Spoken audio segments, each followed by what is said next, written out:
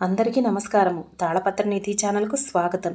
ఈరోజు మనం ఈ వీడియోలో ఆదిశంకరాచార్యులు జగన్మాతల యొక్క మాటల గురించి తెలుసుకుంటున్నాము క్రితం ఎపిసోడ్లో. దానికి కంటిన్యూగా ఈరోజు మిగిలిన భాగాన్ని తెలుసుకుందాము.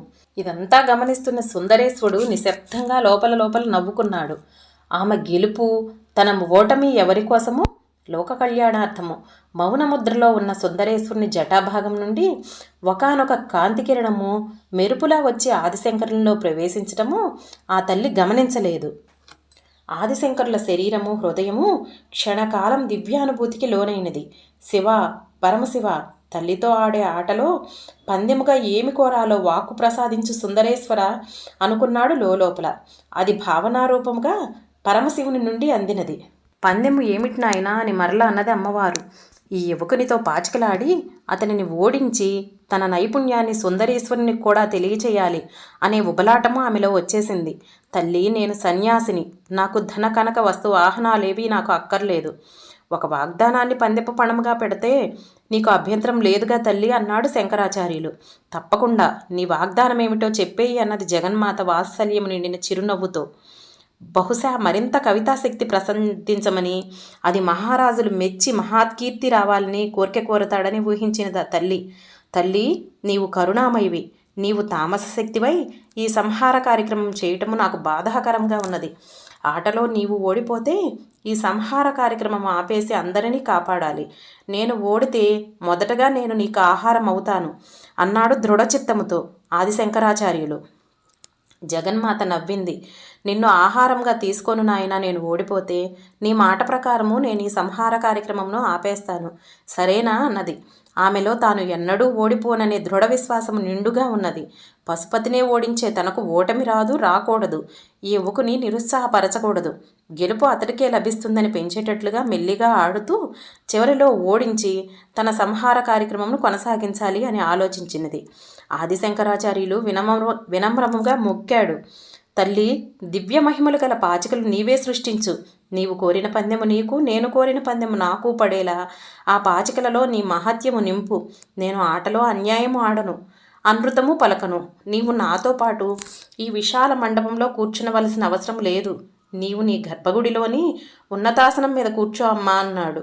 ఏమిటి నాయన ఆలోచిస్తున్నావు? ఆట మొదలుపెట్టు. పాచికలు నీవే మొదట వెయ్యి, చిన్నవాడివి, నీవు మొదట ఆడటం న్యాయము అన్నది మీనాక్షి అమ్మవారు. ఆమె హృదయంలో మాత్రము, సుందరేశ్వర, నీ అర్ధాంగిని, నాకు ఓటమి ఉండకూడదు. నీ దగ్గరే నేను ఓటమిని ఏనాడూ చూడలేదు. ఈ బిడ్డ దగ్గర ఓడిపోతే నాకు చిన్నతనంగా ఉంటుంది.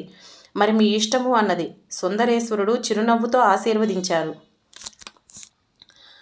ఆదిశంకరులు, తల్లి, నీవు సృష్టించిన దివ్యపాచికలు ఈ క్షణాన నా చేతిలో ఉన్నాయి. నీలోని దివ్యతము నాలోకి వచ్చినట్లే కదా. ఈ భావన నన్ను పులకింపచేస్తుంది. అమ్మా జగన్మాత, ఇంతటి అదృష్టము ఎంతటి యోగులకు దక్కుతుంది? మరలా ఈ అవకాశం రాదు నాకు. పశుపతితో తప్ప మరెవ్వరితోనూ పాచికలాడని తల్లివి, సాధారణ మానవుడైనా నాతో ఆడటానికి అంగీకరించావు. అందుకని ఈ రాత్రి జరుగుతున్న వర్తమాన కాలము చాలా విలువైనది, మహత్తరమైనది. నీ లలితా సహస్రంలోని కొన్ని నామాలు, వాటి అర్థాలు ఆలోచిస్తూ ఈ క్షణాలకు ఒక అద్భుతమైన పవిత్రత, ప్రయోజకత కూడా చేకూర్చుకుంటాను. నీ నామాలు పలుకుతూనే ఆటలాడతాను. అభ్యంతరమా తల్లి?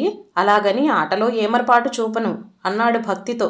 సాక్షాత్తు గురురూపిణివైన నీవు తోపింపచేసే అర్థాలతో ఆ స్తోత్రము మరింత మహత్వపూర్ణమవుతుంది అన్నాడు భక్తితో పాచికలు చేపట్టుకొని నమస్కరిస్తూ.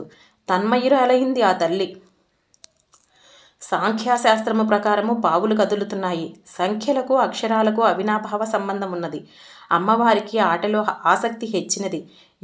ఇరువురి పావులు న్యాయబద్ధముగా కదులుతున్నాయి. తాటాంక యుగళీభూత తపనోడుపు మండల అన్నట్టు అమ్మవారు అతని న్యాయమైన ఆటకు తలపంకిస్తోంది. ఆ తల్లి తటాంకాల కాంతి సూర్యచంద్రుల తేజోవలయాల్లాగా కనిపిస్తుండగా ఆదిశంకరాచార్య అమ్మవారి స్తోత్రము చేస్తున్నాడు. విజయ, విమల, వంద్య, వందారు జనవత్సల అన్నాడు. తల్లి నవ్వింది. విజయము అంటే విజయము నాదే కదా నాయన అన్నది. ఆట మధ్యలో ఆపి కించిత్ గర్వంగా, విజయ పరంపర మనిషిలో అహం పెరిగితటి మత్తును కలిగిస్తుంది. సృష్టి స్థితి లయాలను నేను నిర్వహించగలనన్న గర్వంతో ఉన్న ఆ తల్లి నయనాలలో, చూపులలో ఎరుపుదనము, అహము కనిపించాయి. విజయము నాది అయినా నీది అయినా రెండూ ఒకటే తల్లి. నీలో నుండి నేను ఉద్భవించాను, నాలో నీవున్నావు. ఒకే నాణ్యానికి బొమ్మ బొరుసులాగా జీవుడు దేవుడు ఉన్నారనుకుంటే ఎంత ఆనందంగా ఉంటుందమ్మా. విజయపు అంచుకు చేరుకున్న వ్యక్తి లిప్తపాటులో అపజయాన్ని చవిచూస్తాడు. విజయలక్ష్మి చివరి క్షణంలో ఎవరిని ఉద్ధరిస్తుందో అదే విజయ రహస్యము. అందుకే నీవు గుప్తయోగినివి, గుప్తతర యోగినివి. ఆ గోప్యాన్ని తెలుసుకోగలిగిన వారికి విజయమైన పరాజయమైన ఒకటే కదా అమ్మా.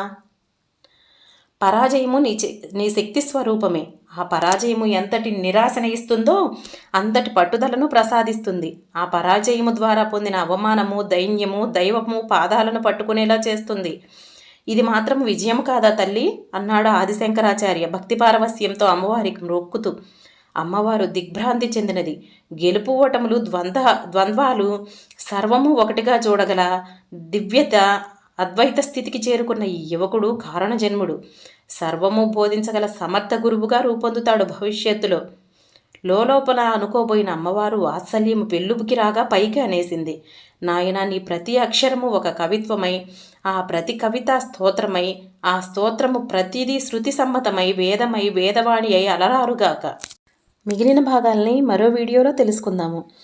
ఈ వీడియో నచ్చితే లైక్ చేసుకోండి, సబ్స్క్రైబ్ చేసుకోండి. ఇలాంటి మరిన్ని వీడియోస్ కోసం పక్కనే ఉన్న బెల్ ఐకాన్ని క్లిక్ చేయండి.